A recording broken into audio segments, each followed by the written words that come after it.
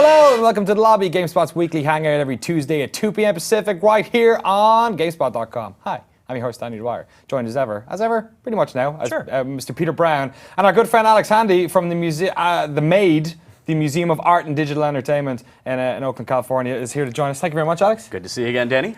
Good to see you. You guys launched a Kickstarter today. Yes, we did at 10 a.m. this morning. And it's been doing pretty good.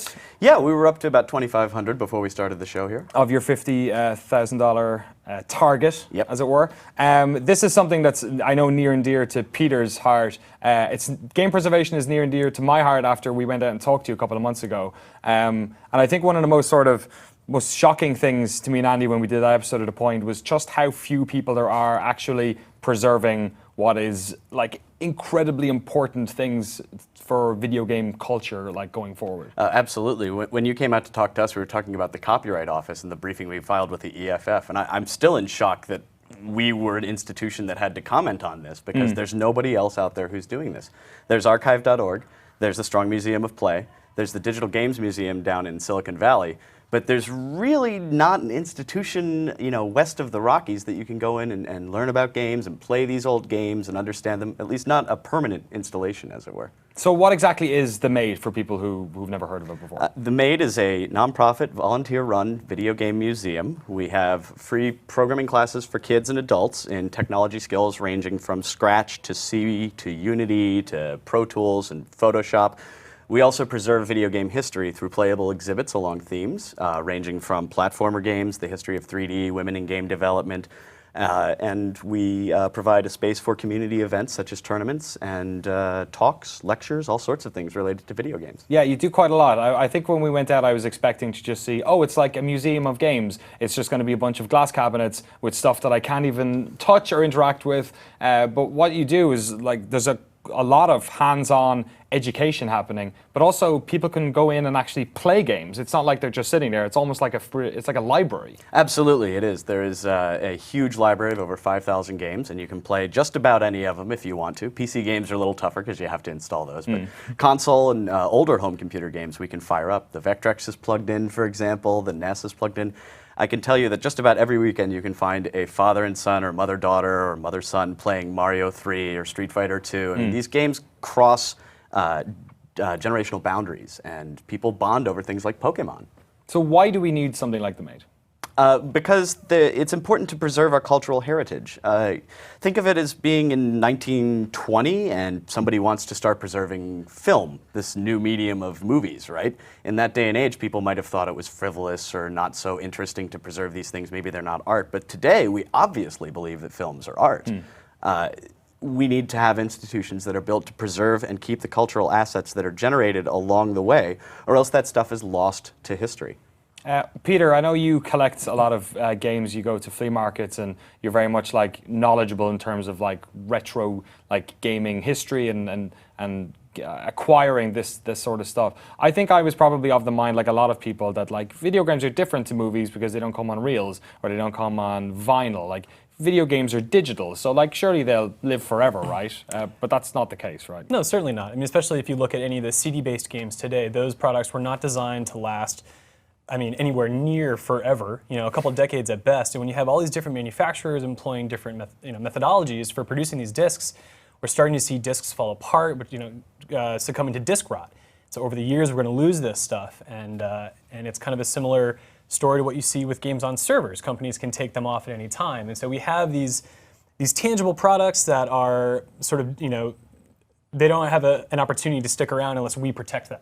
So it's very important to do that, and the museum is a really good way to do that. And I also think that people backing things up digitally is also very smart, because some people call it piracy. I call it preservation in some cases because it's the only way we can keep track of this stuff. Yeah, it's almost like, I remember when we talked back in May, you said that one of the biggest reasons we have access to quite a lot of games is because of the piracy market. Yeah, it's a shame that the only reason we have the Atari ST game catalog is because pirates preserved that stuff. Game companies didn't preserve it. Most of them were acquired and closed down. A lot of game companies go under very quickly.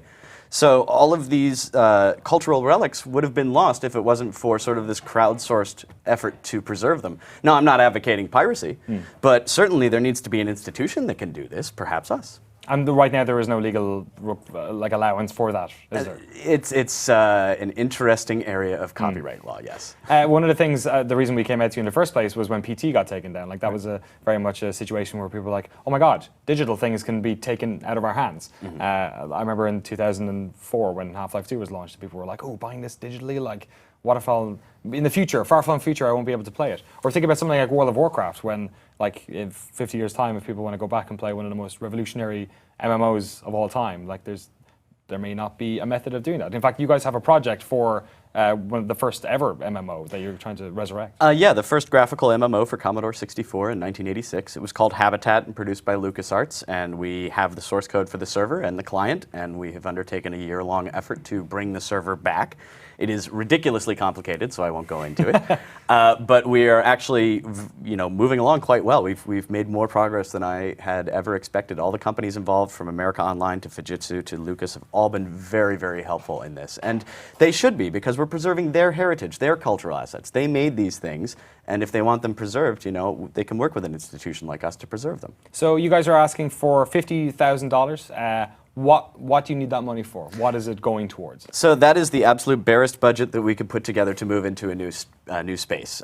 We have a number of potential spaces, which we're touring this weekend. We'll be updating the Kickstarter with them. But those funds are going to be used basically to renovate the space, paint it, make it look nice like our current space does now, and would be used also to pay some rent. A few months worth of rent, but we're hoping to become self-sustainable over time. Obviously, we also have to do a lot of fundraising through donations from larger donors as well. Yeah. And the space you're in now, I think it's fair to say you've done well with where you are. Because it's an old building. Like when we went in to talk to you, a roof had collapsed and one of the janitors had broken their leg in the accident. Like on where your classroom was, actually. Yeah, the ceiling collapsed in our classroom because the building is 100 years old and it was the original ceiling, so the ceiling was made out of cast iron and just collapsed. Wow, yeah. Heavy. Yeah, nobody was hurt, but it's definitely a sign we needed to get out of the building. We needed to get out anyway because you have to buzz in and go up the stairs. We're not a retail space right now, but considering we get 40, 50, 60 kids a weekend for Smash tournaments, we've done pretty good considering how hard it is to find us. People would say that, like, why do you need to be somewhere that's like visible? But I guess the point of a museum is that you are it's easy to get there and it's easy to find it. Right? Yeah, it needs to be a retail location. I don't think that the SF MoMA would work if you had to go into an office building and buzz in and sign in at a desk or anything like that. We sort of viewed the original space that we're in now as a lab, because a video game museum was not a thing when we started. And over the 4 years, we've really discovered what it is that people want. They want Mario 3, they want to play Street Fighter, they want to see games that maybe they heard about as a kid but didn't get a chance to play, and they want to share these games with their family and friends.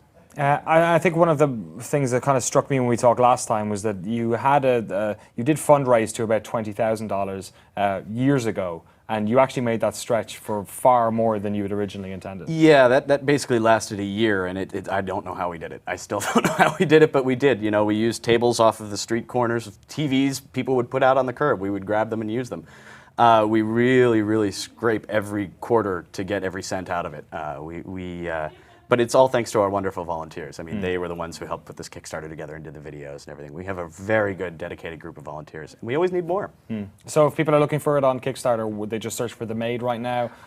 Yeah, or you can go to our website, themade.org, themade.org, and there's a link right at the top. There's also our Twitter, our Facebook. I believe you guys are going to have a link too. Yeah, we've got a couple of news stories. I was tweeting about it this morning as well, because it is something that's like, I definitely was very sort of ignorant of this. Like my catalog of games is the Commodore Amiga, and like you said, most of them are pirate games that I had copies of that turned up, and some games which never made it to Ireland or never made it to Europe, and now I have them like I cherish them, not only because I know that I won't be able to play them in the future if I lose them again, but I guess thinking more further ahead that other people will never be able to play sensible World of Soccer if I don't hold on to this cartridge, perhaps. Peter, you obviously have a lot of games which are very rare. You've all consoles as well. Is there any like games and consoles that you sort of have been searching for that are just suspiciously difficult to find, or games that have kind of disappeared into the ether of time that you wouldn't think of? Sure. I mean, I think a good example is if you look at sort of the end of a life cycle for a console, companies publish fewer copies of games than they would like when it's really popular and people are really ingrained in new content. So there's a lot of stuff on older Japanese systems, like companies like Sunsoft would publish very limited runs of their games, and stuff like that is really hard to come by now. But this brings me to a question I wanted to pose to you, because I come to this intersection of preservation and game collecting. Game collecting is on the rise right now as both a profitable market and as a trend, like for a hobby that people are undertaking. Do you think that people are perhaps missing the real reason to get this stuff?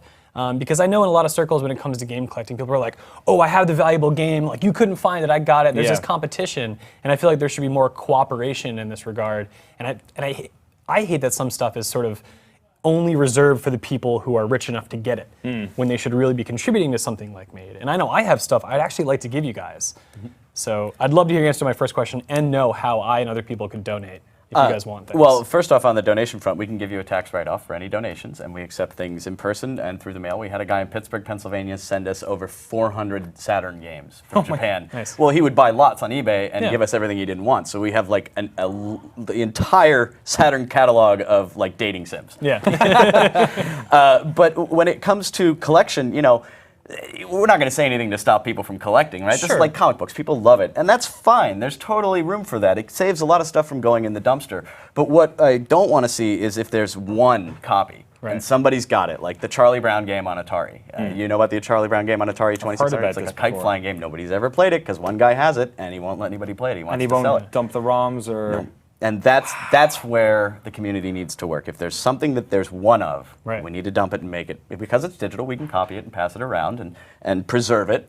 But you know, if somebody wants to go out and get that box copy of Zelda or Legend of Zelda, you know, that's fine. It's fun to collect that stuff. You know, you and I love flea markets. Half the fun is finding the stuff. It is. It's true. But you know, it's at the same time, I feel like there are some things that I have that I don't have the time to play that I wonder like, is this best served here, or should this be in the hands of somebody who can actually take care of it and then appreciate it in the meantime? Oh, certainly. It's something I struggle with because I obviously like these things, but I like them because, like you say, they're pieces of our heritage that I get to hold on to, but I wish they could be preserved in a perfect way. Like we need standards and we need a real place to do that. You got a will?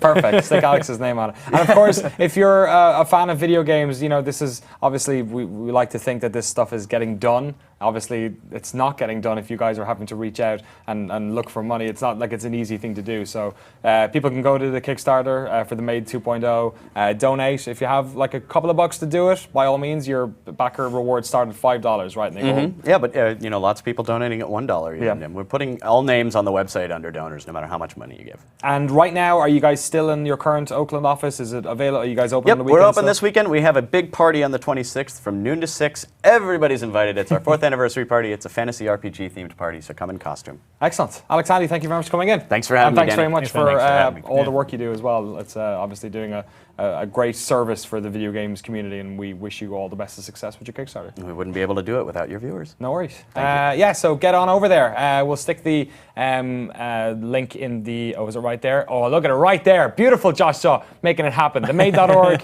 Head there or go to @TheMade on Twitter and contribute to our collective video game history.